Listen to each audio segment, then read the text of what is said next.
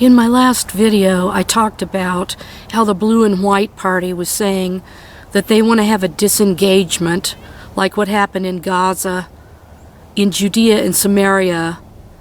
And a couple of years ago, there were approximately 800,000 Jewish families living in Judea and Samaria. This would be at the time during the Great Tribulation, which of course hasn't started until the 7-year covenant is signed with the Antichrist, strengthening it. But it concerns the Jews in Judea and Samaria, and the Palestinian Authority happens to have about 70% of that land will be theirs, and only 30% will be Jewish territory, from what I understand, from what I've read. Now, essentially, that is the heartland of Israel. Of course, I recognized right away that a disengagement in Judea and Samaria of the Jewish people would be basically a fulfillment of what we see in Matthew 24, when it says, "Let those who be in Judea flee to the mountains. Don't return back to your homes to get anything out, but run for your lives," basically. The fact that the Blue and White Party is talking about a disengagement possibly happening, which obviously would happen during the Great Tribulation, the time of Jacob's trouble. It would be that last 7 years of the time of Jacob's trouble. So, in reading some articles and going back in history and researching, we had President Obama, we had John Kerry, we had Hillary Clinton, all of which did not want Jerusalem to be the capital of Israel. They fought against it. They did not move the embassy to Jerusalem. And now we've got President Trump doing exactly the opposite of what they wanted. So now you know why this impeachment process is happening to Donald Trump. So we need to keep him in our prayers. But the Lord brought to mind something that happened in the past that I remembered. Before I talk about that, I want to mention that the Palestinian Authority, who will have part of that land as a Palestinian state with Mahmoud Abbas as the president, they will have control over that land. I want to revisit something that Obama said and presented. Now, please don't write comments about Obama being the Antichrist and all of that, because we don't know who the actual person is going to be. And although there's some people setting up for the Antichrist, they work for the Antichrist, trying to put things in place. They may not be the actual one that's going to sign this 7-year covenant. What you may not know is that the Palestinian Authority, the PLO, has its own covenant, and it has to do with the land in Israel. In one of my earlier videos last summer, I talked about the Jerusalem covenant that has been signed with Rabbi Yehuda Glick and many people, and that covenant may be part of the signing of this 7-year covenant with the Antichrist, strengthening it. Before Obama left office, he signed a resolution within the UN that denied that many of the historic lands within Israel belonged to the Jewish people, and it was really a diabolical act as he was leaving office. And I'm just telling you facts as I've read them in different articles and what was recorded that he did. So I want to go back, now that the Blue and White Party is talking about a disengagement in Judea and Samaria in the future. I want to go back to this WorldNet Daily article by Joseph Farah, November 18th, 2010. This is when Obama was still president. Obama demands Jews lease their land. I just want to refresh your memory about what Obama said about Judea and Samaria. Now, this was some time ago and people have forgotten about it. But it says, have you heard the latest great foreign policy idea from Barack Obama? He wants Israel to lease lands in historic Judea and Samaria from the Palestinian Authority. Now, giving what they're saying in the Blue and White Party about Judea and Samaria and the disengagement that they might be planning, this is very profound, because the Palestinian Authority would have the majority of the land in the West Bank, so-called Judea and Samaria region. So it goes on to say, this would presumably be a reward to the Arabs for waging nearly continuous acts of war and terrorism on the Jews for 62 years.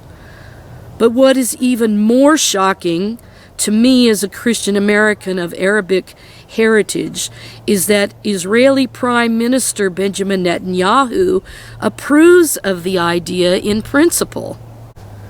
So Joseph Farah wrote, it's a suicide pact for the Israelis, who continue to believe they can negotiate with an implacable foe hell-bent on their total annihilation. Now listen to this. Perk up your ears. The proposal is for a 7-year lease of the lands in question. Netanyahu's only objection is that the term of the deal is not long enough. Quote, 7 years is not enough. An arrangement like this needs to last for dozens of years, Netanyahu reportedly said, behind closed doors to Israeli Army radio. Another senior minister was quoted anonymously as saying, anything less than a 99-year lease is not worth talking about. But the Israeli leaders are missing the point as usual. Any agreement to lease the land bestows ownership of the land by their enemies.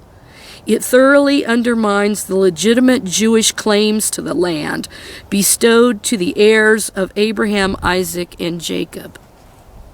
The Bible indicates that the 7-year covenant will be a covenant of death. So back when Obama was president, he proposed a 7-year lease of the lands of Judea and Samaria, that the Israelis would lease the land for 7 years from the Palestinian Authority. Can you see how this is now corresponding to what's being set up right now? And especially given the fact that Jerusalem is the city that's the bone of contention, that they plan to destroy the Jews out of there and recapture Jerusalem since Donald Trump made it the eternal capital of Israel. And furthermore, the Palestinian Authority has a covenant that deals with the land.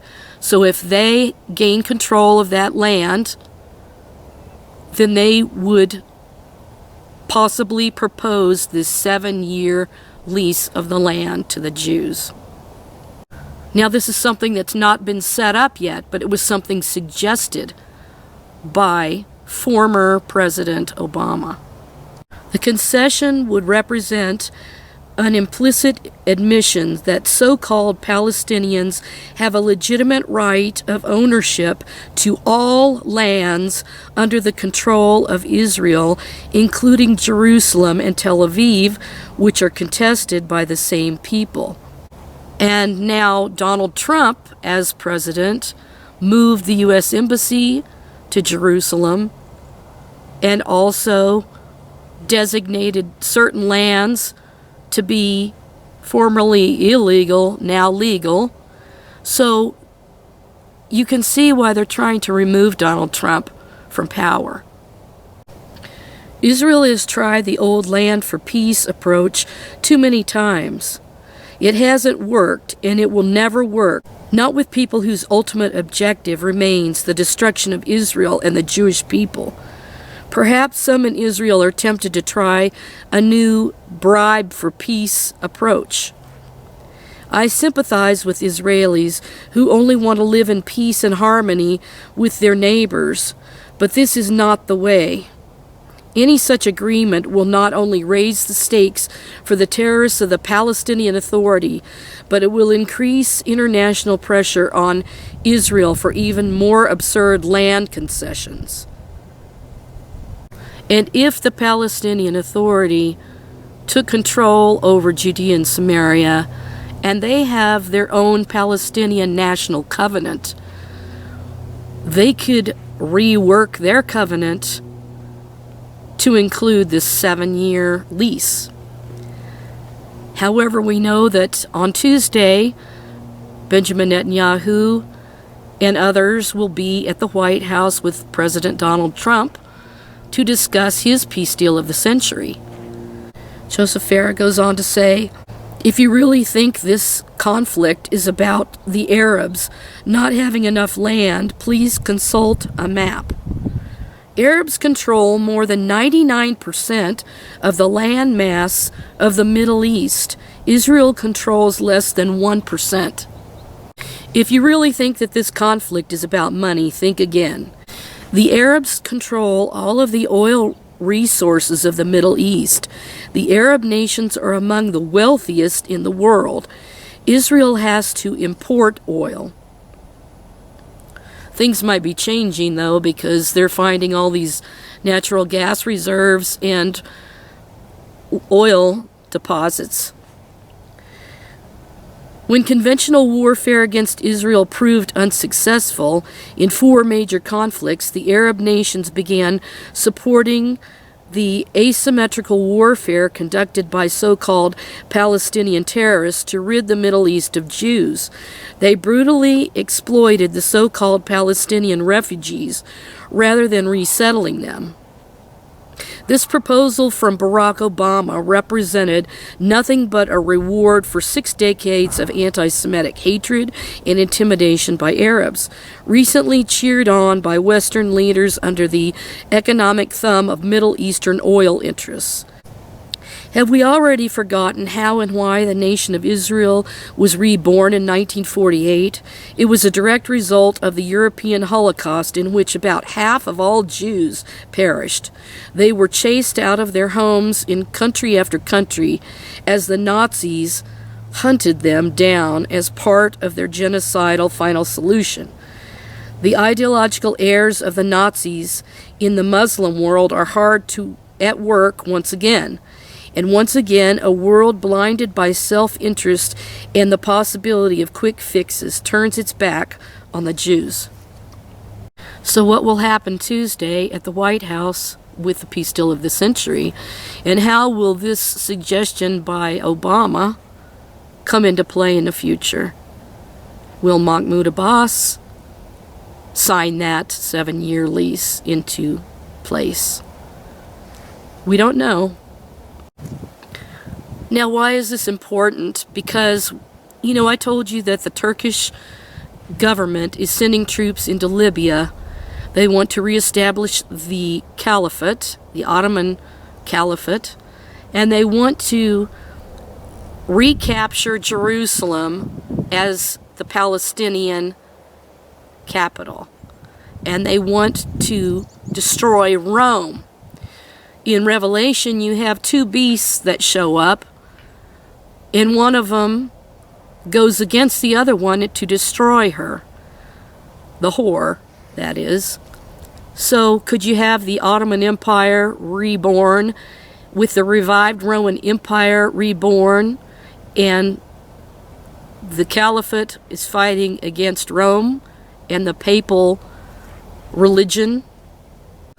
Now, in order to understand the Palestinian National Covenant, you've got to go back to Hajj Amin al-HUSSEINI, Muhammad Amin al-Husseini was a Palestinian Arab nationalist and Muslim leader in Mandatory Palestine. Al-Husseini was the scion of a family of Jerusalemite nobles who traced their origins to the grandson of Muhammad. After receiving an education in Islamic, Ottoman, and Catholic schools, he went on to serve in the Ottoman army in World War I. At war's end, he stationed himself in Damascus as a supporter of the Arab Kingdom of Syria. Following the Franco-Syrian War and the collapse of Arab Hashemite rule in Damascus, his early position on Pan-Arabianism shifted to a form of local nationalism for Palestinian Arabs, and he moved back to Jerusalem. From as early as 1920, he actively opposed Zionism and was implicated as a leader of the 1920 Nebi Musa riots. Al-Husseini was sentenced to 10 years imprisonment for incitement, but was pardoned by the British. In 1921, the British High Commissioner appointed him Grand Mufti of Jerusalem, a position he used to promote Islam while rallying a non-confessional Arab nationalism against Zionism. During the period 1921 through 36, he was considered an important ally by the British mandatory authorities. Time reported, Time.com, in 2015, he says, this week, Israeli Prime Minister Benjamin Netanyahu sparked a wave of backlash when he argued that the Holocaust was the brainchild of the Grand Mufti of Jerusalem, Hajj Amin al-Husseini, who Netanyahu claimed suggested killing the Jews rather than merely expelling them to Hitler during a 1941 visit to Berlin. Al-Husseini began the conversation by declaring that the Germans and the Arabs had the same enemies, quote, the English, the Jews, and the communists, end quote. He proposed an Arab revolt all across the Middle East to fight the Jews, the English, who still ruled Palestine and controlled Iraq and Egypt, and even the French, who controlled Syria and Lebanon.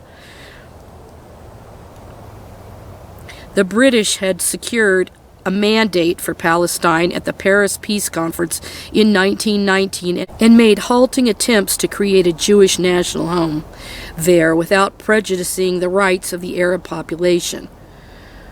Okay, so getting to the point, Amin al-Husseini met with Hitler and suggested ways of eliminating the Jewish people. I don't know if you know the history of this, but you can go research it, that he recruited Muslims in different countries to join the SS. So many of the SS soldiers were not German. They were brought from other lands that were Muslims. That part of history is never taught in schools in America. Now, all of this applies to what's happening now because al-Husseini was a Palestinian nationalist, and they have the Palestinian National Covenant. And we can see how the Holocaust was part of the Palestinian nationalist ideal. So if the Palestinian Authority, who's under the Palestinian National Covenant, takes control of Judea and Samaria, and Netanyahu allows this disengagement, or Benny Gantz would allow it with the Blue and White Party in the future, it would really be connected to all of this history that's happened. The last 7 years is the time of Jacob's trouble. And we can see how it's all setting up according to this historical account. And if Judea and Samaria are under the hands of the Palestinian Authority, this 7-year lease could become part of the last 7 years, which will be fulfilling Matthew 24, when those in Judea will have to flee for their lives. May God give them plenty of warning to get out, to protect themselves, and may God watch over them and surround them with his mighty heavenly army. And as I was just sitting here talking about this, the wind just all of a sudden picked up. Kind of freaked me out a little. One thing is for certain, Obama put that 7-year lease of the land in the minds of the Palestinian Authority already. That means the Jews in Judea and Samaria would have to lease the land for 7 years if they brought that forward into their covenant, or the Jerusalem covenant that was signed when the Jews came back from the Babylonian captivity. And Jerusalem is who the Ottoman Caliphate that's re-establishing themselves, they want to capture Jerusalem as their capital. So it's all very clear how things are lining up with the book of Revelation, with Matthew 24, and for the future fulfillment of things. When I share these articles and everything, I don't have any hatred for anybody. I'm just telling you what the Bible says and what these articles say people are doing. So, anyway, it'll be interesting to see what happens on Tuesday at the White House with the reveal of the peace deal of the century. And, you know, if that peace deal allows the Palestinian Authority to have authority over Judea and Samaria. So, we shall wait and see. But since the Palestinian Authority covenant is a land covenant, it could play a role in the future. And if you see these things lining up and coming to pass before your eyes, you see how it's going to play out, whereas you never could really see it before. Then we're to look up, for our redemption draws nigh. We don't know how soon that will be, but we just continue to do the Lord's work until he comes. So I'm now just reporting all of this to see what you think. So I just wanted to remind you, since the blue and white party said they were going to have the disengagement of Judea and Samaria if they get in power, and that 7-year lease was something that wasn't in opposition to Netanyahu, well, that's really interesting, you know? So we'll just keep watching to see what happens. So we'll continue to watch for the Lord to appear.